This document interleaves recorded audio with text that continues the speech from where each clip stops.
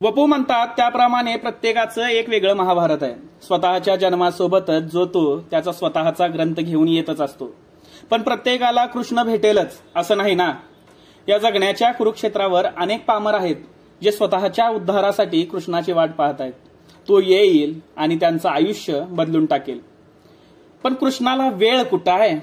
त्यावेळेला सुद्धा युद्ध समाप्तीनंतर अक्षोणी सेना कृष्णाची वाट बघतच असेल ना, की आज कृष्णा येईल आपली विचारपूस करेल। पण त्यावेळेला सुद्धा कृष्णाकडे वेळ कुठं होता? त्यावेळेला सुद्धा पांडव आणि कौरव यांना मार्गदर्शन करायचं होतं कृष्णाला। त्यामुळे अक्षोणी सेनेकडे त्याच्यासाठी वेळच नव्हता आणि आज सुद्धा कृष्णाकडे वेळ नाहीये। आपली गत त्या अक्षोणी सेनेसारखी झालेली आहे। यांची गत सुद्धा तीच आहे, कारण आज सुद्धा कृष्णा त्या समृद्ध धनाढ्य लोकांच्या काळजीमध्ये व्यस्त आहे आणि ही पामरं आज सुद्धा कृष्णाची वाटत पाहत आहेत। काय वाटतंय तुम्हाला? वपू म्हणतात त्याप्रमाणे प्रत्येकाचं एक वेगळं महाभारत आहे। स्वतःच्या जन्मासोबतच जो तो त्याचा स्वतःचा ग्रंथ घेऊन येतच असतो। पण प्रत्येकाला कृष्ण भेटेलच असं नाही ना। या जगण्याच्या कुरुक्षेत्रावर अनेक पामर आहेत जे स्वतःच्या उद्धारासाठी त्या कृष्णाची वाट पाहत आहेत। तो येईल आणि त्यांचं आयुष्य बदलून टाकेल। पण त्या कृष्णाला वेळ कुठं आहे?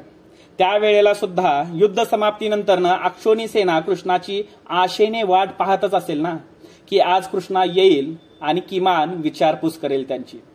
पण त्यावेळेला सुद्धा कृष्णाकडे वेळ नव्हता, कारण कौरव आणि पांडव यांना मार्गदर्शन करायचं होतं। आणि आज सुद्धा कृष्णाकडे वेळ नाहीये, कारण धनाढ्य आणि समृद्ध लोकांना आशीर्वाद द्यायचा आहे त्याला। आपली गत त्या अक्षोणी सेनेसारखी झालेली आहे। त्यावेळेला अक्षोणी सेना फक्त युद्ध करून मरण्यासाठी जन्मले आणि आज आपण आणि ही लोक कष्ट करून मरण्यासाठी जन्मलो। फक्त आपल्याला समृद्धी, सुख आणि चांगले दिवस द्यायला कृष्णा येणार नाही। आपले सुखाचे दिवस आपल्याला शोधून काढावे लागणार आहेत। आपलं जगण्याचं युद्ध किंवा महाभारत हे आपल्या स्वतःच्या हिमतीवरच जिंकायचं आहे। काय म्हणता?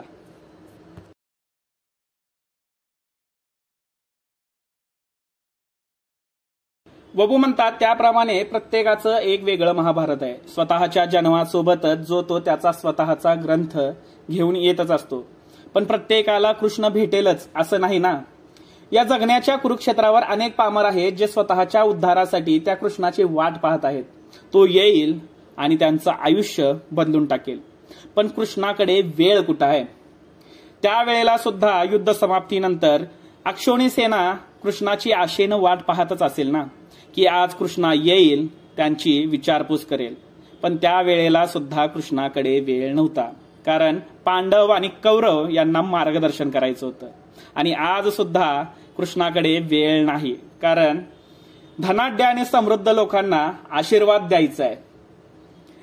त्या अक्षोणी सेनेची आणि आपली गत सारखीच आहे। ती अक्षोणी सेना फक्त युद्ध करून मरण्यासाठी जन्मली आणि आपण कष्ट करून मरण्यासाठी। आपल्या महाभारताचं युद्ध आपल्याला स्वतःला पेलावं लागेल, हेच कटू सत्य आहे। आपल्या मदतीला कधीच कृष्णा येणार नाही। तुम्हाला काय वाटतंय? नक्की सांगा।